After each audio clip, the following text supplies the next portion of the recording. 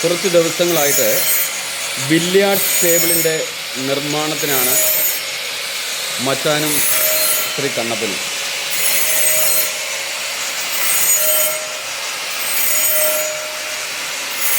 അതിൻ്റെ പണിയുടെ പൂർത്തീകരണമാണ്. മെഷീൻ വർക്കുകളൊക്കെ ചെയ്തുകൊണ്ടിരിക്കുന്നു.